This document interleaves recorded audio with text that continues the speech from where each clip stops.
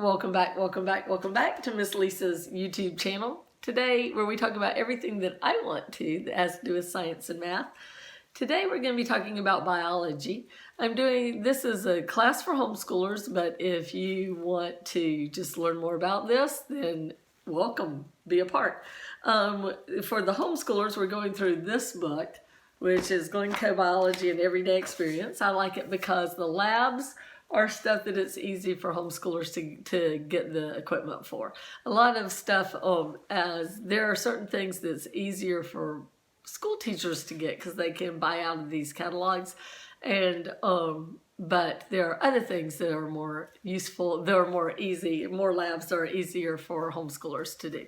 So that's why we do this book. And also because it's a pretty easy reading level, you can make it harder and get more vocabulary if you want to, but if you want to do this class as a younger student, the vocabulary won't be too hard. So there you go.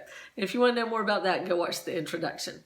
What we're talking about today is support and movement. So we're going to talk about bones and muscles of the human body, but of course animals work the same way.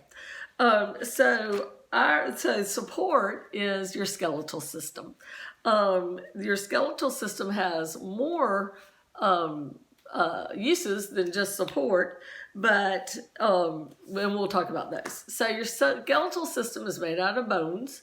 Our bones are on the inside. You know how we learned about how some insects, its support is on the outside, but we're talking about people now and things that have their skeletal system on the inside, and it gives us support. It also allows us to have movement. Now you're like, how can a skeletal system help us move? Well, the muscles are attached to the skeleton. It's what the muscles can push and pull, and so therefore it can move. Another thing that the skeletal system does is it stores calcium, so that if you need calcium, you can actually break down your bones. It's kind of gross, but use it. And that's something that as a mom, as someone who has been pregnant, you have to watch out for if you're ever pregnant, because your body will start taking calcium out of, if you're not eating nutritiously enough, and I was not when I was pregnant, your body will start getting nutrition from you and giving it to the baby. Your body prioritizes the baby over the mom. So when I wasn't eating enough calcium, then my body would take the calcium out of my bones or teeth and give it to the baby. So it's sort of an old word of wisdom that women a long time ago would lose a tooth for every baby. And it was because they would not be eating good enough, and their body would start taking the calcium out of their teeth and making sure that the baby has enough calcium. And I never had a cavity. I had one little cavity that didn't even have to be filled. So I never had a real cavity my whole life until I got pregnant. And then it was like, oh, here are the cavities. And started having to have my teeth filled and I had bad nutrition when I was pregnant. Me and my husband were vegetarians. We weren't vegans, we were vegetarians, and we were terrible at it. To be a good vegetarian, you have to think about what you eat. You can't just say, nah, I'm not eating meat anymore. That you have to make sure you're getting complete proteins. And I think we'll have more that we'll talk about biochem later in this class. But your body has to have complete proteins, and if you don't have meat as a source of that, you have incomplete proteins, and you have to pair them, and you have to just really work to get those nutrients. And I was a lazy vegetarian. I'm not eating meat, and I wasn't vegan, so I did have eggs and dairy, but not much of that. Not enough for me to be a good vegetarian. So when I was pregnant with my oldest son, I was teaching chemistry in a public school, and part of what we did was a biochem unit where you did diet analysis, and you looked to see, you recorded everything you ate for a couple of weeks, and then you would go analyze it and see if you were getting good nutrients. And so I did it along with my students. I was like, yeah, if I'm making y'all do this, I'll do it too. And I wrote down everything, and then we sat down and we did the math and figured out how we were doing. And I was the worst. And I taught teenagers who just ate junk all the time. Like they lived on Snickers bars and Sprites. and of everybody in the room, my nutrition was the worst. And I was pregnant, and my students started fussing at me. Miss Blackburn, you are pregnant. Your diet is worse than all of ours. And I realized that the thing that was the worst was my proteins were terrible. So I called my husband. I'm like, we have got to start eating meat because the baby needs it. So while I was pregnant with Nathan, I started eating meat again, and I'm still not a big meat eater. I just don't really like meat that much. But I'm not vegetarian or vegan anymore. I'm a light meat eater. I don't eat much meat. Like, you know how people just go crazy for steak, and there'll be a picture of a big red steak, and I'm just like, gross, no. If I have meat, you better cook it. I don't want to see any blood. And I really don't like beef that much. So anyway, chicken and fish I like better. So anyway, y'all don't care about that, but just to let you know that I know that like a lot of the students I teach now, I teach in public school, a lot of them are vegetarian or vegans now. They're not even vegetarians, they're vegans.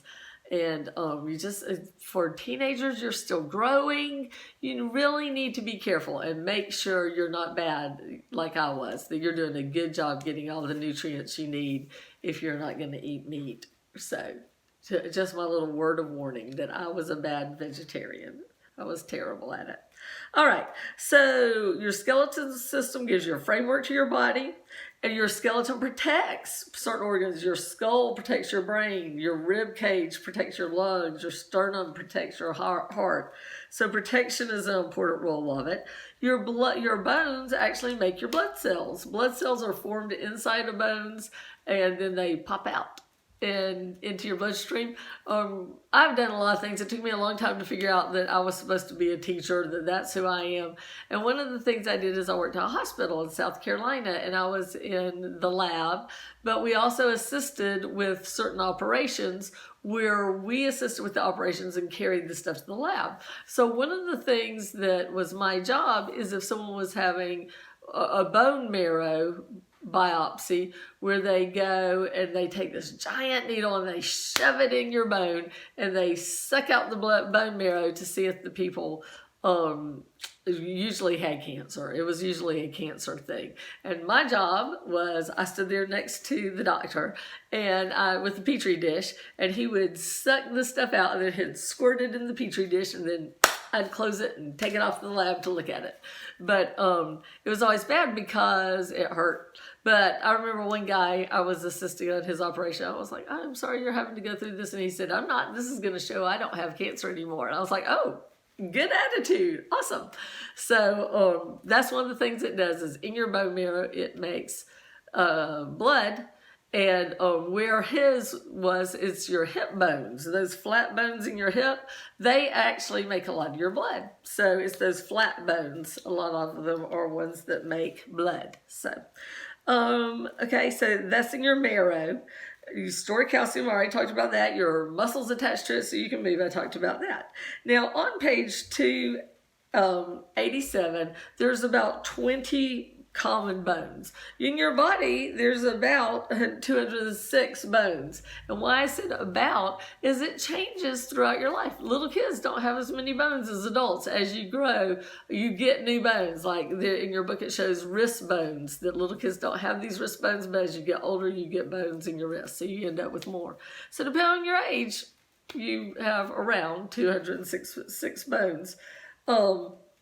And anyway, I would like for y'all to memorize the science names of the ones that are the 20 common ones. Things like the fibia, the patella, some of those things, your femur. I think it's good for biology students to know the scientific, not just thigh bone, but they know some of the scientific names of the bones. So I want you to learn those. But if you take anatomy later for one of your science classes, you'll memorize all those bones. And if you go to med school, you'll memorize all those bones. And you think, I can never memorize all those bones. look on YouTube. There are little bitty kids. There's a video of this little girl who looks like she's 2.5, naming all the bones of the body. So if that little kid can do it, you can do it too. But you don't have to for this class. I want you to know those 20 or so that are in your book where it's got this picture of the skeleton. But you don't have to learn all of them until you take anatomy. But when I taught public school, that was a senior class. All right, so the bone structure, it has sort of 6 parts to it. There's this kind of like skin. There's this membrane that covers the bone, and that's what feels like if you break your bone. That's what hurts. There is solid bone. There's cartilage, which is like what your nose is made out of. That's at the ends of bones. There's what's called spongy bone because it looks like a sponge, but it's really tough. It's just airy and it's not very heavy. And that makes your bones lighter, and that's what bird bones are mostly. So they're very light, so birds can fly. There's the marrow that makes the blood cells. And then there's that outer membrane, and bones are connected to muscles and to each other through tendons and ligaments. So you'll read about what those are in your book also. So I have a story about that. So I told you it took me a long time to figure out that I was supposed to be a teacher. So one of the things I did was I was a med tech and I worked at a hospital lab. And another thing I did is I was in graduate school to be a physical therapist, and I was working in physical therapy. And so in physical therapy, one of the things we would do is we would take this, it looks kind of like a wand with a round head on the end, and we would use sound waves like a sonogram to give people massages. It would increase blood flow to an area and help healing. But if you got close to a bone, the sound waves would start bouncing between, well, really especially on the joint. The sound waves would bounce back and forth, changing frequencies between that membrane and the bone. And that would cause it to change from being just a pure sound wave to having heat. It would feel hot, and it would hurt the people. If I would try to do this around their elbow or something that's real bony, it would start getting hot. And I always thought it was weird that there's the skin on bone and that a membrane, not a skin, that it can heat up through sound waves. So very interesting. All right, so I want you to do the lab that's on page 290. It's where you take bones, and if you're a vegan, you might have to ask around for some. You can use whatever you eat.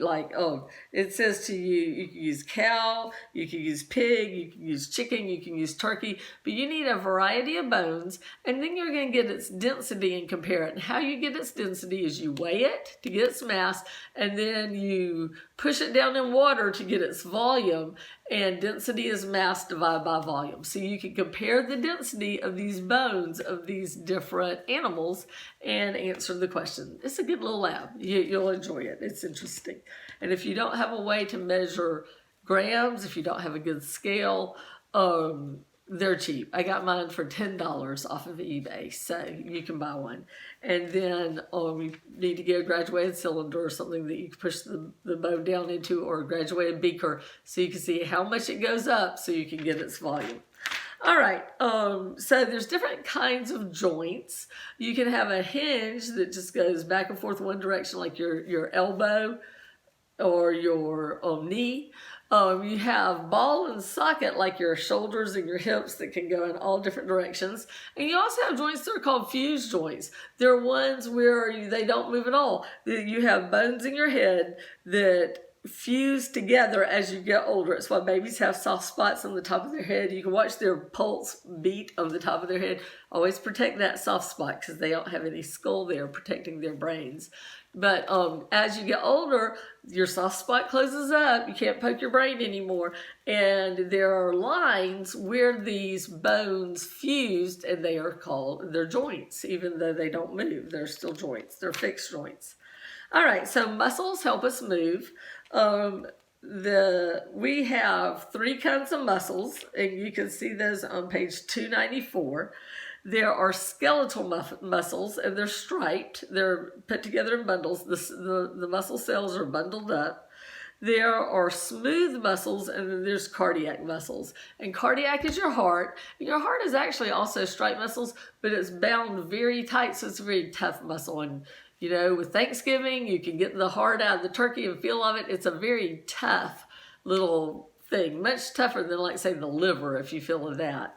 When you look at of course, you look at the organs of the turkey, right? You need to do that as a good scientist. The smooth muscle are things like your intestines, your arteries that are involuntary. You don't have to think, okay, time for me to digest my food. Okay, intestines, squish my food on down, got to make some poop. You don't have to think of that. So, it's the same thing with your heart. Your heart is involuntary. You don't think, okay, pump, pump, pump, pump, pump. I need to keep alive. But then your other muscles, your skeletal muscles, are voluntary. You have to think, I want to move my arm. And it's involuntary, like if your doctor does the reflexes, your leg kicks out. That's always fun. All right, now how muscles work. For one thing, how muscles work is there are elements on the periodic table that are essential to life. And many of these are actually metals. It's weird to think about, but calcium is a metal. Potassium, magnesium, these are metals on the periodic table that you need a little bit of. And one of the ways in sodium, these metals have a certain balance to them. And that is how muscles fire. So, like, that's why if you're having leg cramps, your mom will say, go eat a banana or go take a bath in Epsom salts. That sometimes the reason why we have cramps or things like that is because that balance of these metals that are pumped across the muscles are out of balance, and it can lead to cramps and things like that. So sometimes you could fix leg cramps with nutrition. So that's one of the things. So anyway, that causes muscles to fire, this difference in metals, and they can contract or relax. And another thing your book makes the point is that muscles work in pairs. So, like, there's one muscle that pulls my arm up. There's another muscle that, while it contracts, another muscle relaxes, and then another muscle will tighten as it goes down while another muscle relaxes. So you can look at those diagrams in your book, or I'm sure there are more videos on this on YouTube if you want to take a look at it. So the second lab in this chapter we're not going to do. I didn't do it last year with my class I taught. So if you want to, you can, but it didn't look too interesting to me, but it's certainly nothing that has tough stuff to get. It's making a model of muscles with, like, string and index cards and scissors. So I don't know. I like you doing all the labs you can, because there's some that we're just not going to be able to do. In the next chapter, there's some that you're not going to do because you're not going to have the stuff for. So I don't know. I might reconsider and put it in your homework. You know, the homework is always in the description if you're working through. All right, now what are some problems with the skeletal system? Well, one, you can break your bones, right? Another one is you can have diseases like arthritis, which is inflammation of the joints. It's very painful. I've never had it, but people who do, I know it gives them a lot of problems. You can sprain your ankle, or you can sprain anything. My mother-in-law just sprained her shoulder, I think, or maybe her arm somehow. But that's the ligaments getting hurt in the joint. And those can be very painful. Sprains a lot of times are just as painful as breaks. Also, there are diseases, things like muscular dystrophy. There are diseases, bone diseases and things like that. So, as great as our bodies are, things can go wrong. All right, so that is the support and movement chapter. Come back and we will start talking about chemical controlling your body. Things like the nervous system. So anyway, math is great, science is great. Like, share, and subscribe, and I'll see you next time.